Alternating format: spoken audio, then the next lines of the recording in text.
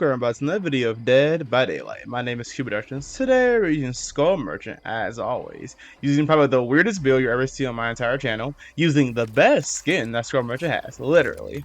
So the build we're using today is actually by a viewer by the name of Edwin Garcia. So Edwin Garcia wants us to use a really interesting build with Skull Merchant, where basically we're going to carry survivors on our back and then use Mad Grit, Awaken Awareness, Agitation, and Starstruck to be able to carry them and get everyone else around us exposed, and then we can change it up for Iron Grasp in the next game, allowing us to basically enter down survivors and see exactly where all other survivors are at. So first, let's talk about what these perks actually do. So first we have Mad Grit. Very simple. While we're carrying a survivor, we can basically have no missed cooldown penalties whenever we swing, and if we hit a survivor with a basic attack while we're carrying another survivor, the survivor we're carrying, wiggle timer is automatically paused for 4 seconds. So basically, there's no penalty for us swinging, and there's no penalty for us hitting a survivor while carrying another survivor. We have Awaken Awareness, a really interesting perk that I like a lot, but I feel like I never use it. Basically, when we're carrying a survivor, any survivors who are 20 meters near us, their aura is revealed. We have Adaptation, a perk that's really good on Skull Merchant, by the way. When we're carrying a survivor, we move 18% faster, and our terror radius increases by 12 meters. Now, normally the 12 meters terror radius thing doesn't really matter. We care more about getting to the hook faster. But because we have Starstruck, a perk where basically after we carry a survivor, anyone in our terror radius and anyone who enters the terror radius and or leaves it will be exposed, and it'll last for 30 seconds. Then the perk goes down, cooldown for 6 seconds. This allows us to combine it with Awaken Awareness and see exactly where the survivors are at. So this actually gave me a really cool idea using a perk. I never use, called Infrared Upgrade. Basically, anytime a cloud trap is removed from a survivor, their aura is revealed for 4 seconds. This might be helpful in case we get to find where survivors are at and we accidentally don't have time to look at our radar. And then we have Iridescent Unpublished Manuscript, which can either harm us or help us a lot. What this does is basically if a survivor were to hack a drone or disable a drone, that drone will now emit a terror radius, allowing us to basically put Starstruck in that area and allowing us to be unattainable when we go after survivors. So anyway, if you enjoyed the video, make sure you like, comment, and subscribe. Sorry for the long intro if you think it was long. Make sure you also post any builds you have in the Discord server. Link will be in the description, and or post them inside the comment section, just like Edwin Garcia did. I love reading all y'all's comments. I respond to all y'all's comments, and I definitely will do every and all builds y'all have for me, even if they're extremely weird. But anyway, let's get straight to the game so I can show you how great this build is. Okay, playing on Raccoon City Police Station East Wing. I haven't played on Raccoon City in a long time, and normally I don't have a problem with this map at all, actually, because of the fact that there are some really good drone locations you can put in this map. But because I'm using a build that has 0 gen defense, it can be a little concerning based on where survivors spawn and how they play. So, little disclaimer before we continue with the first, second, and third game, by the way. I'm not gonna say I didn't really play in a toxic way, to be honest, but I played it really well, really badly, and kind of toxic. So let's see what happens. So right here, I'm untenable, and I grab C.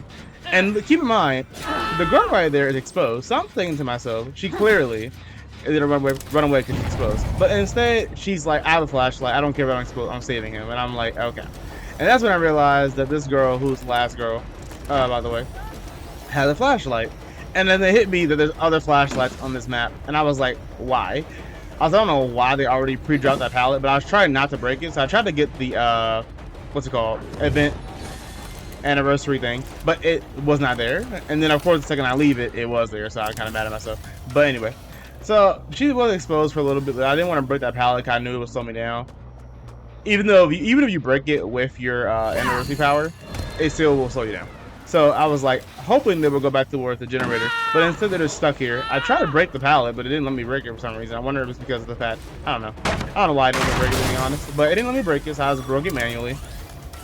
And that's what I was talking about when I said I played really well and really badly. Like, I played really well because I grabbed that guy without even him noticing. I played really badly because I tried to, I didn't want to break pallets, and I always do this. I have this problem when I play Storm Merchant where I just don't break pallets for some reason why. I don't know why I do it, honestly. Right here, this girl is going to get immediately destroyed because she can get claw trapped and it moves slower, and there's no way she can make this way. So she dies. Now we're going to pick her up and use the beauty of the build. So we can see everyone around us, and the girl in front of us is definitely exposed. Well, the guy in front of us is definitely exposed. And because we're playing on the event, we can also teleport survivors to any of the hooks we want to. So he's exposed, and we're going to teleport to this hook over here. And go after the girl who's exposed because we know she's going to get one shot if we actually can catch her. The problem is, like I said normally, this map isn't that bad for Storm Merchant in my opinion, but because I have no gen defense, if they just crank out the gens extremely fast, I can't do anything. So right here, I'm going to go after this girl because I think she might be exposed because we do have agitation, but she's not. Then the other girl decides to stand still, so I was like, I might as well go after you instead then because you're not moving. So I go after her instead, which I know might be considered tunneling. That's why I said I play it in a little toxic-ish way. But also, she had a flashlight, so I was like, you need to die. So I'm not going to get flashlights here constantly. So while I'm chasing this girl, the other girl is coming by to protect her. And I'm like, that's perfectly fine with me because I don't mind getting 2 hits off. So I hit this girl, and then we have 2 people injured, allowing us to have more pressure. And they both go in the exact same area, which means that basically I will get a speed buff from one of these people, hopefully. And only one of them is going to make the pallet. So speed buff happens. There's no way he can save. And I'm like, great. I'm nowhere near this. He's nowhere near the pallet. He can't go for the pallet save. But what he can do is he can flashlight me through the window. So I was like, are you serious? So I didn't think it was LED. LED is a problem because this flashlight saving is really, really annoying.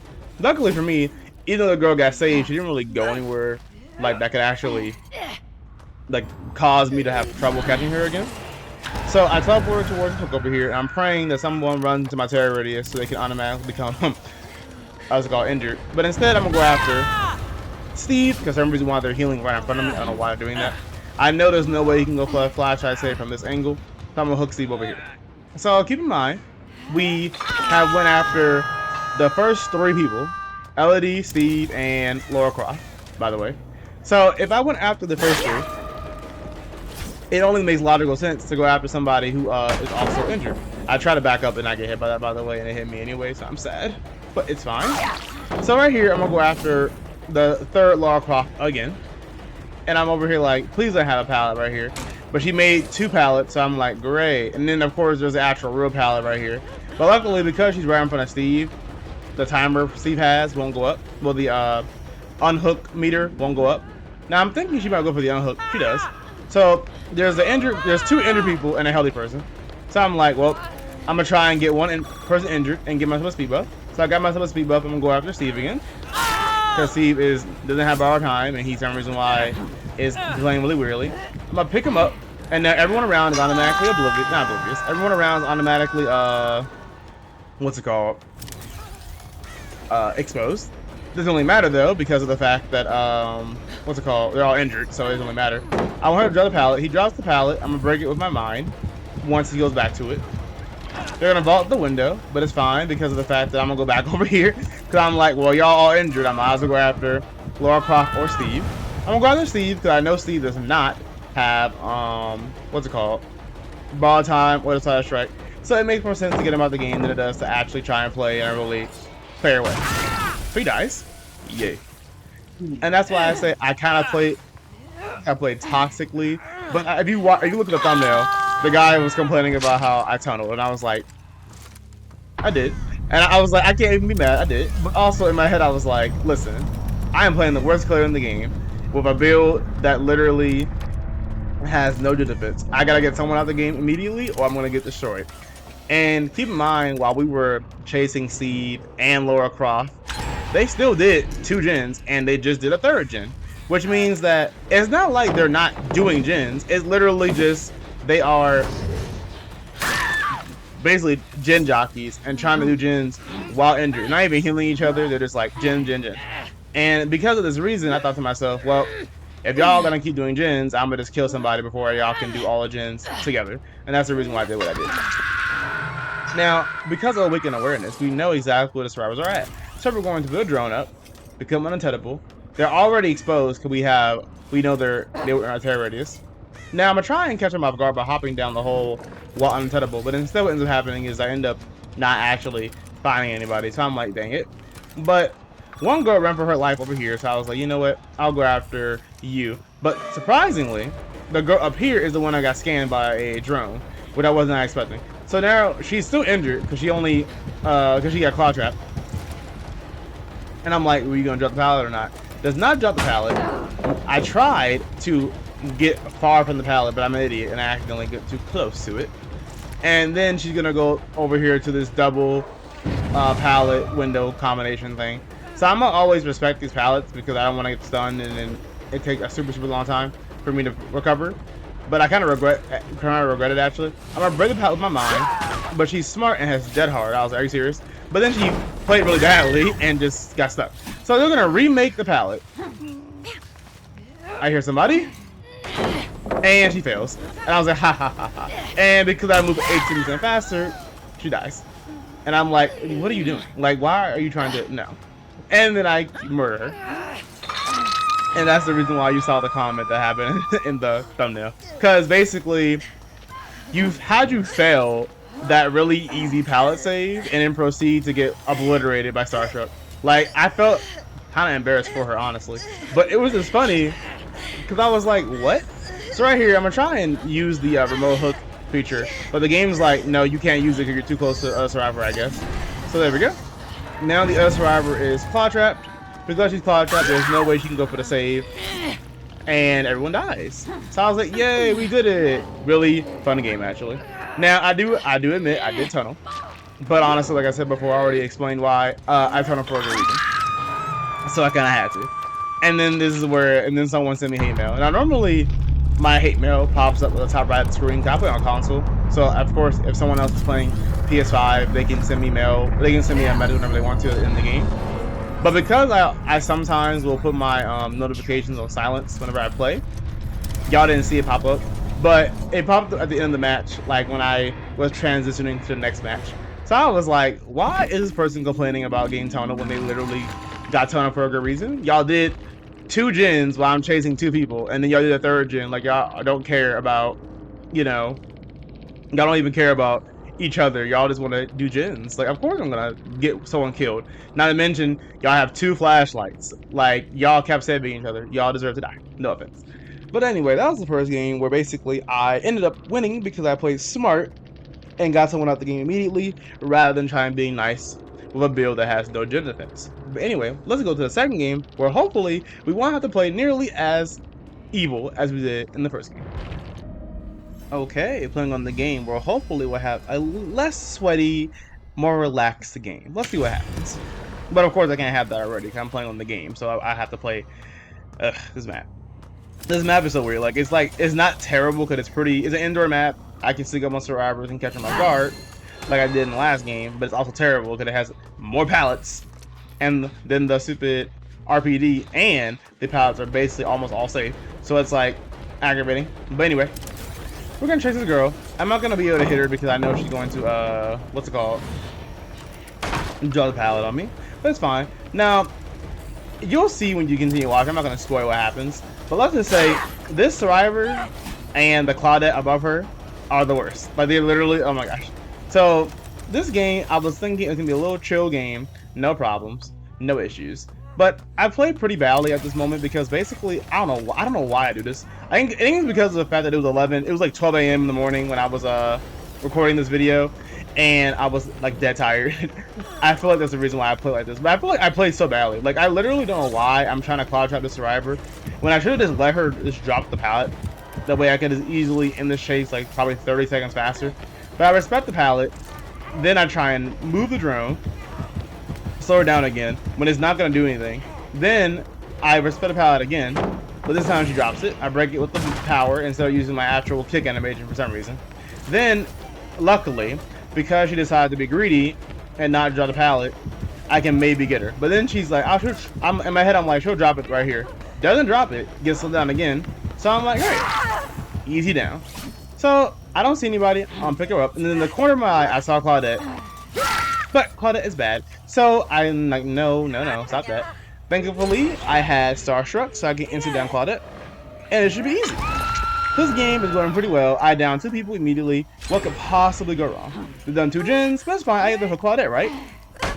Of course not. Because some reason why Claudette has power struggle. Plus, that's the one perk where your wiggle progress on the ground counts towards your wiggle progress when you, well, your progress on the ground counts towards your wiggle progress. So of course I can't pick her up. And I'm like, why do survivors play this? Like, hello. Now, keep in mind, I am in the wrong. I did shake my head at her. But to be fair, I shook my head at her because I was like, don't try and go for a pallet save when you have Starstruck. Like, in my opinion, if you have Starstruck, it's not worth your life to go for the pallet save because you might just die. But of course, because Claudette is playing with that really broken annoying combo, there's nothing much I can do about it. So right here, I expected, what's it called? I expected somebody to go for the save, and I was like, yeah, you gotta die. Because even though I don't want to tunnel, I realized if I don't play like this, I'm going to lose. So I don't know what she's doing. I feel like she's not trying to jump the pallet, and I don't know why. So then I realized the reason why she's not trying to jump the pallet is because of the fact that she's playing the exact same way as the Claudette's playing, which is basically they have the exact same build. And then I see the Claudette on the ground, and I'm like, I knew it. She's gonna try and go for the save. So I was like, okay, it's fine. The Claudette's nowhere near me. I should be able to go for the save. So I'm gonna hide my red stain, and also I'm gonna hide my terror radius. Then Claudette's gonna do that weird motion, and that's when I realized that Claudette 100% has what's it called? The same is gonna try and use the exact same power struggle combo again. So this girl right here is smart. She realized she had not enough time to go for the save, and she also realized she was exposed to Starstruck. So what did she do? She decided to run away and save her life, the way she should have done. Now of course she still died in the end because she was too close to me.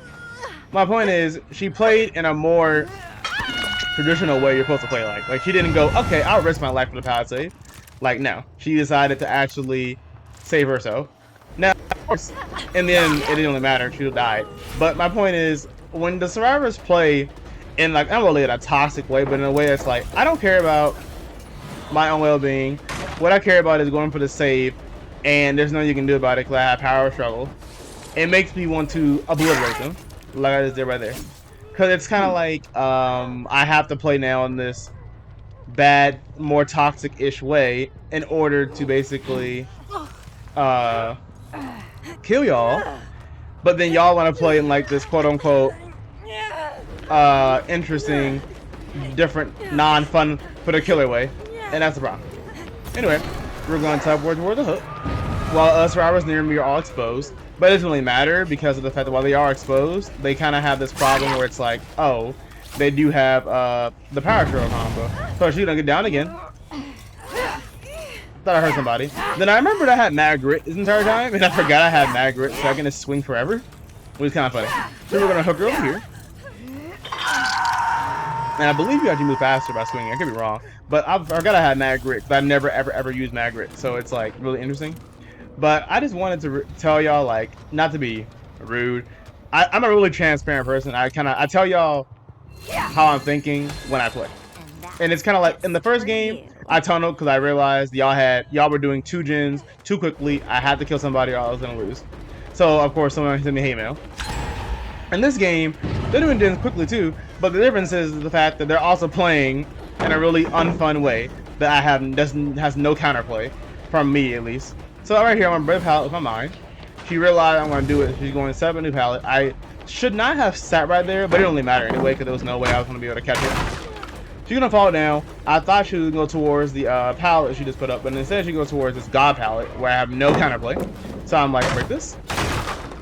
And there's a flashlight. Just like in the last game, we have these survivors who are definitely teaming together, who are using flashlights. So I have to go for I have to play a little bit more cautiously or I'm going to lose the game.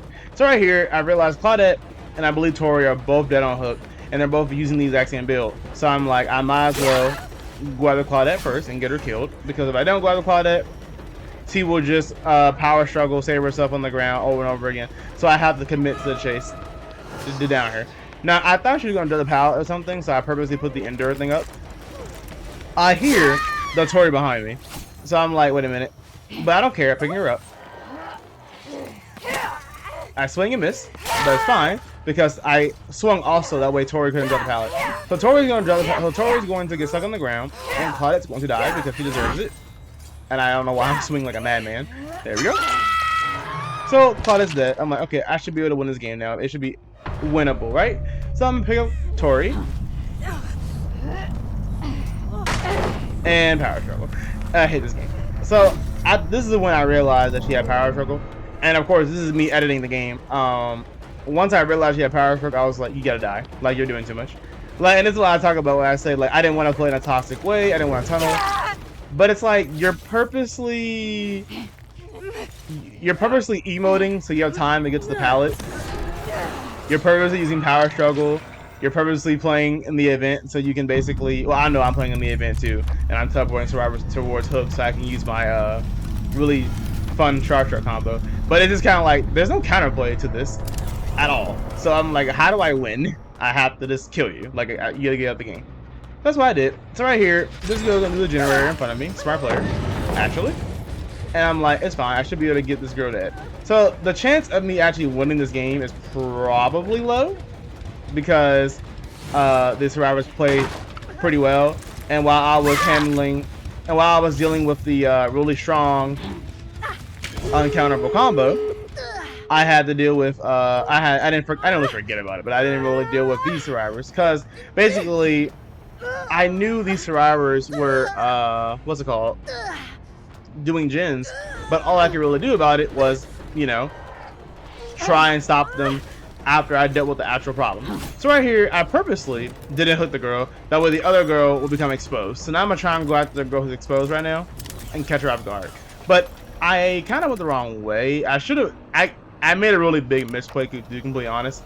Like I said before, I was playing at 12 a.m. My brain was fried.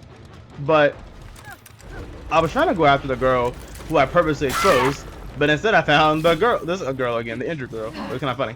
So now we're gonna hook her over here. But I'm gonna try and go towards the. I don't know why I'm doing this. I think because I wanted to make sure this to confirm that the girl is actually on the exit gate, which she is. So now when she's on the exit gate, I'm gonna hook this girl right here. I'm going to put a drone up at the exit gate, that way she can't actually do it. Break the pallet, and then this girl is gonna go for the save, which is fine because we get a 300.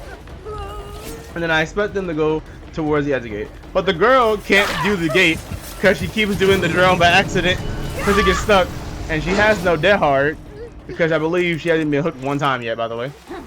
And even if she did have dead hard, she was what's it called, de-wounded, so we couldn't even use it. So she kind of got obliterated right there. I'm not gonna lie, that was kind of funny.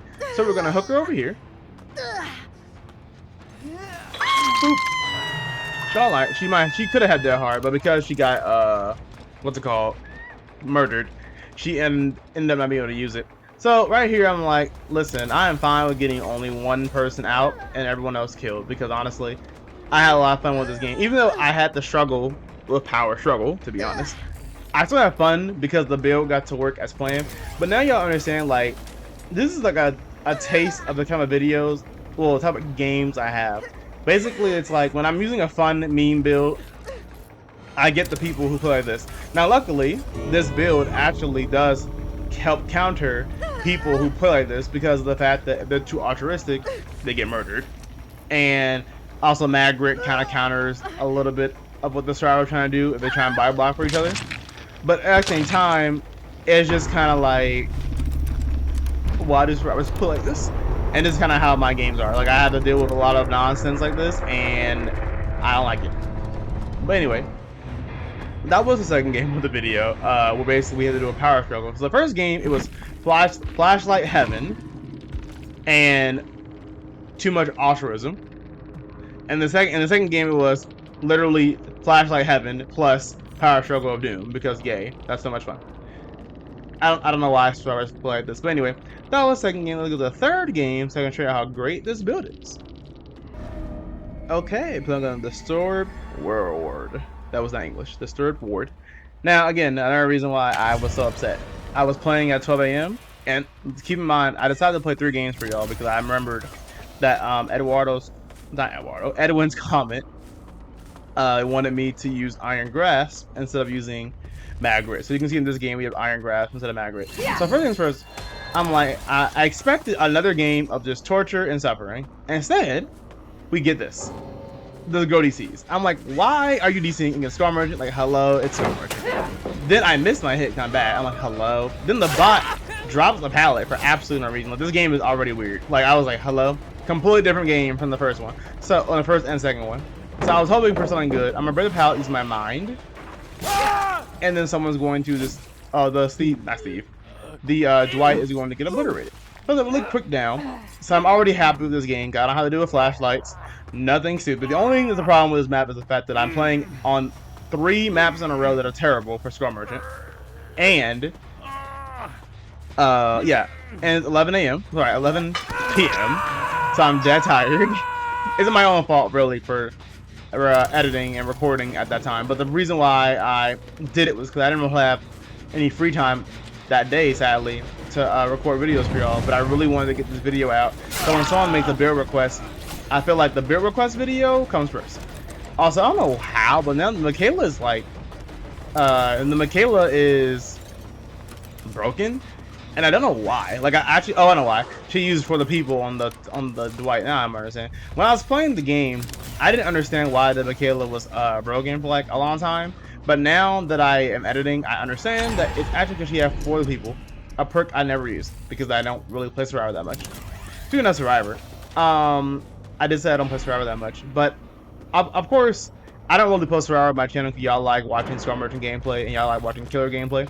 So I don't really post Survivor on my channel. But I have been playing some Survivor off camera. Because I like playing Survivor a little bit. And we're going to chase Michaela, who's already injured, by the way. She's a bot, but the bots are pretty good. Now, again, I told y'all, it's 11 p.m., 12 a.m. I'm playing like an idiot. Why am I trying to mind game a bot? Like, please let me know in the comments. Why am I trying to mind game a bot? Like, I don't know what I'm doing. Like, I literally am playing just so badly. Because I'm already, like, not really fed up. This is the wrong word to use. But I'm already, like, a little tilted by the fact that these survivors are playing with power struggle, flashlight, saves. And then I get 3 bad maps in a row. So my brain already is, like, a little upset. But then also, I'm playing with, what's it called? The 3 worst maps in the universe, Skull Merchant.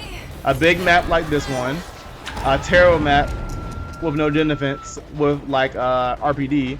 Even though it's not that bad, but it's like the fact that I had no gen defense makes it worse. We're gonna also instant down, by the way, this Dwight. It's kind of funny. And then I had probably the worst map, honestly, was the game because it just has so many pallets. And then they're playing a power struggle. It is aggravating. But anyway, I'm gonna instant down both these people. Then we'll go back towards the Michaela, because I thought to myself maybe she might be instant-downable. She actually wasn't.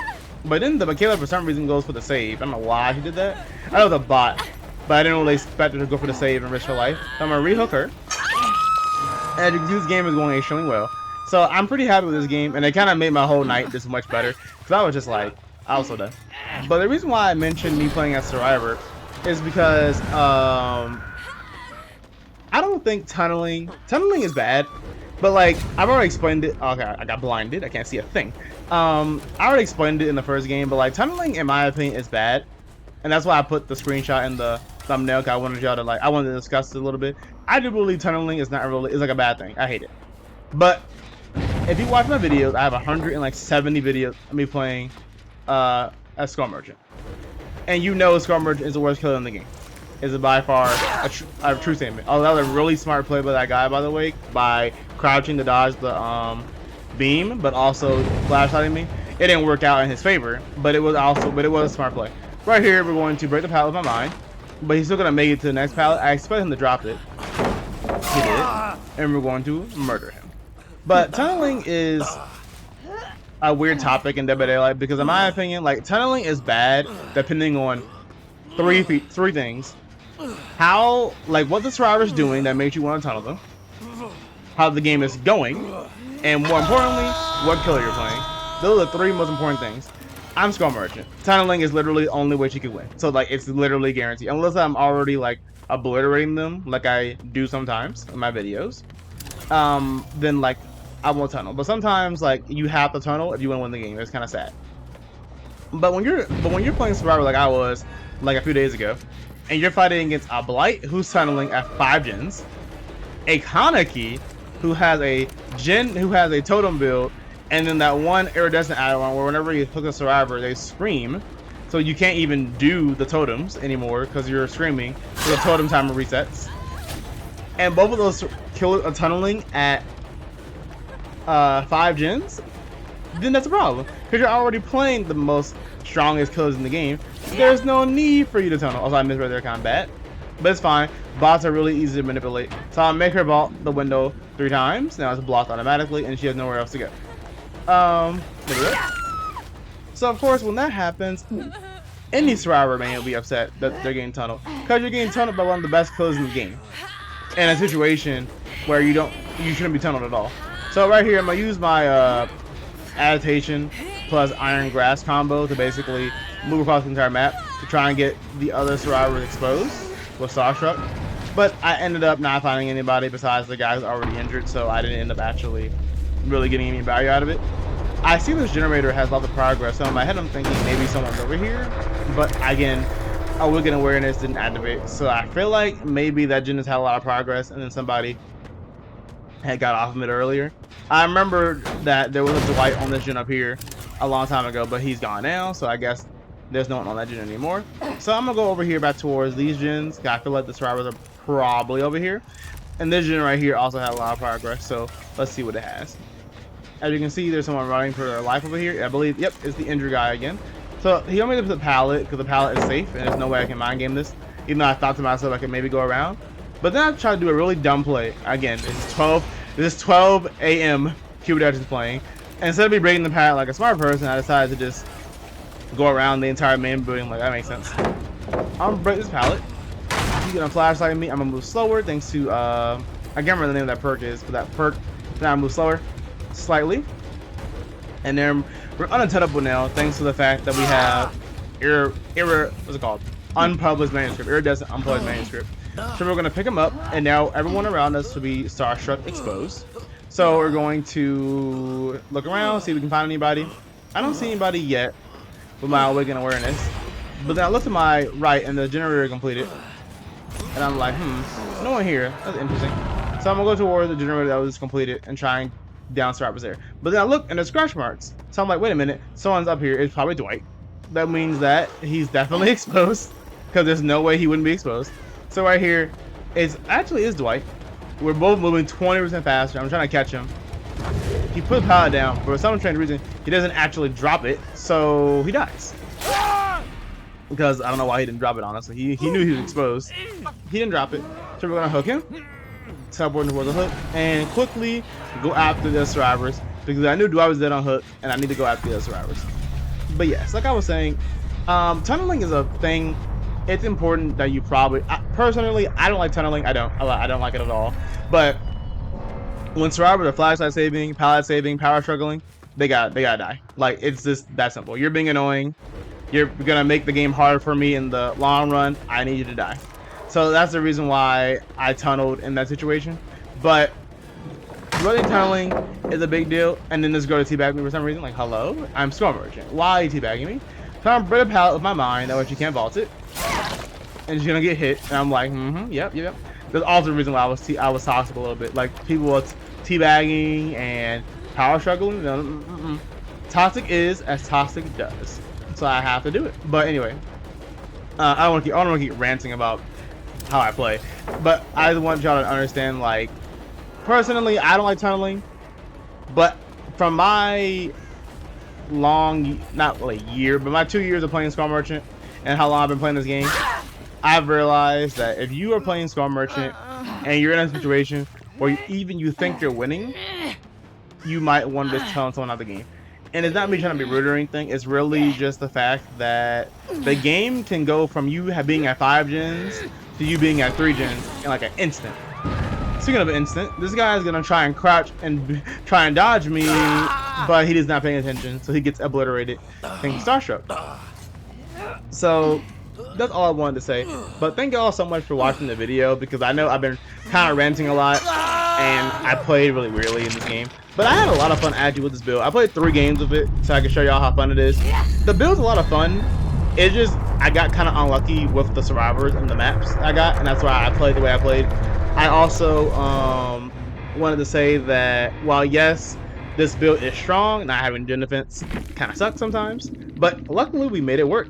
But anyway, If you enjoyed the video, make sure you like, comment, and subscribe. Like I said before, I read every single comment. If you have any builds, let me know in the comments, and I will definitely use them. Make sure you also join the Discord server. Link will be in the description. And I will see y'all in the next video, where hopefully we won't be fighting against annoying toxic survivors, and we will actually have lots of fun. But we'll see what happens in the next video. Have a nice day.